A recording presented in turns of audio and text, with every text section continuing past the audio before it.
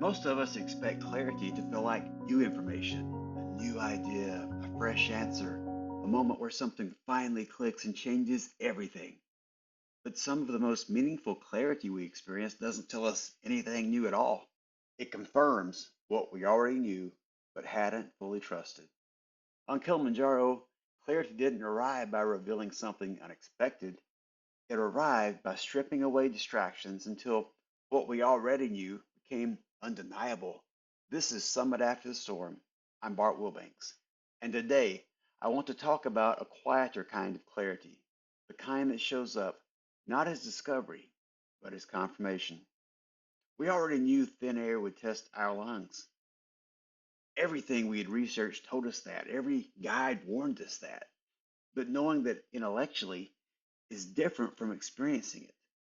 At altitude, I wasn't just out of breath, I was breathing without relief, feeling nauseous, unsteady, head pounding, and strangely disconnected from my own body.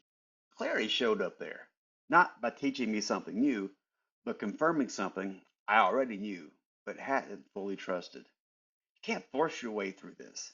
Willpower doesn't outrun wisdom. Listening matters more than proving strength. The mountain didn't give us new insight. It removed our ability to ignore it. That often is how clarity really works. It doesn't arrive with fireworks. It doesn't announce itself. It settles. You stop arguing with yourself. You stop trying to make something fit. You stop needing additional validation. Nothing new appears. What changes is your willingness to trust what was already there. Scripture describes this kind of clarity. Proverbs chapter 20, verse 5, the purposes of a person's heart are deep waters, but one who has insight draws them out.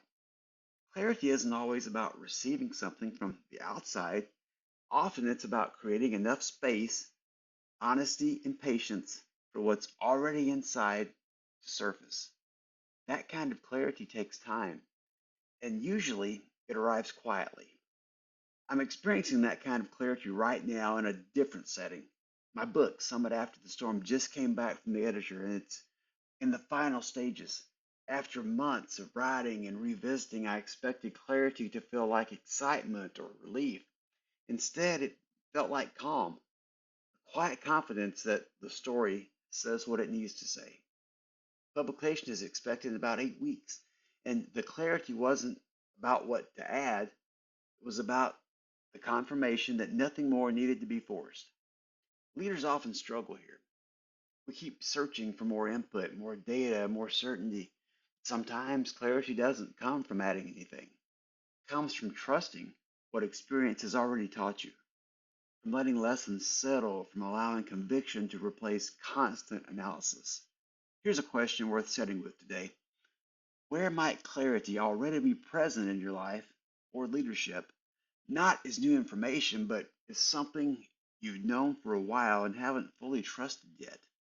What would change if you stopped waiting for clarity to be louder?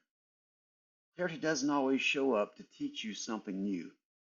Sometimes it arrives quietly to confirm what you already knew. If this reflection resonated, please follow the podcast on Spotify and learn more at summitafterstorm.com. Thank you for listening. We'll talk soon. And until next time, keep climbing. Holy poly.